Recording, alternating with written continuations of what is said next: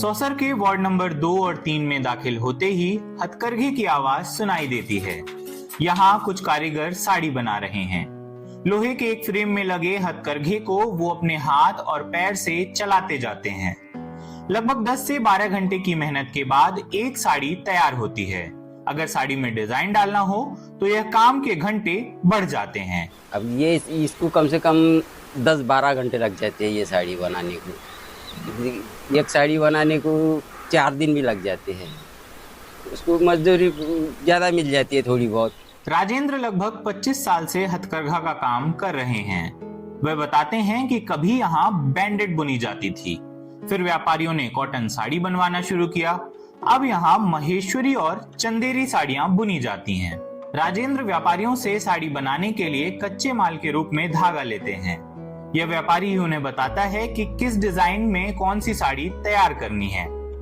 जो साड़ी यहाँ बनती है वह भोपाल, इंदौर सहित देश के अलग अलग हिस्सों में बेची जाती है।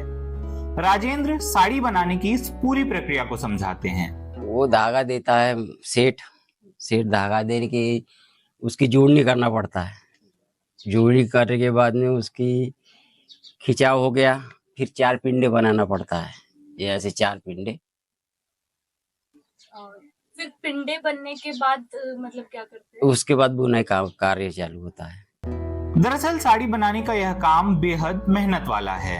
इसकी एवज में मिलने वाली मजदूरी मात्र 300 रुपए प्रति साड़ी है, जबकि इन साड़ियों की बाजार में कीमत 5000 से लेकर 1 लाख रुपए तक होती है। यही कारण है कि कोई भी कारीगर यह नहीं चाहता कि उनकी अगली पीढ़ी भी यह काम करती रहे। कोई माँ अपने बच्चों को ऐसा नहीं चाहती है कि मेरे बच्चे बुरे खराब का काम करे। कोई माँ नहीं सोचती। लेकिन ये तो खराब काम नहीं है ना? नहीं, ये खराब काम नहीं है, पर ये काम अपने को सीखना नहीं है ना, इसलिए हम बोलते कि बच्चों को ये काम मत करो।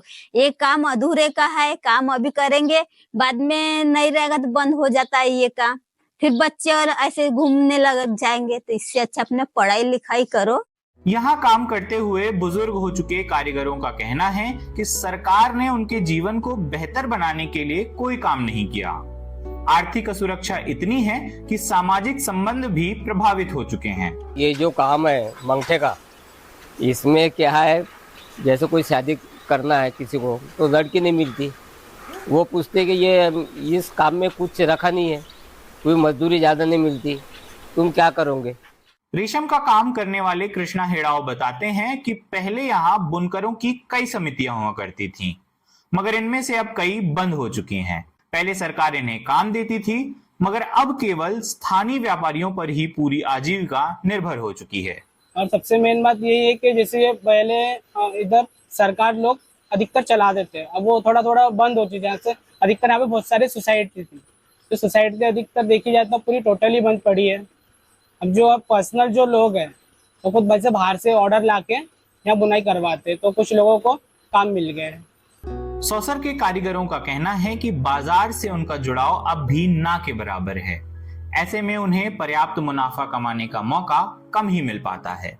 यहाँ कितने ही बुनकर हैं जिन्होंने इस काम में अपनी सारी जिंदगी गुजार दी, मगर जब अगली पीढ़ी से हम यह सवाल करते हैं कि क्या वे यह काम आगे जारी रखेंगे, तो एक ही जवाब मिलता है, इतने साल हथकरघे की खटखट में खटने से हमें क्या मिला है। ग्राउंड रिपोर्ट के लिए शिशिर अग्रवाल की यह रिपोर्ट।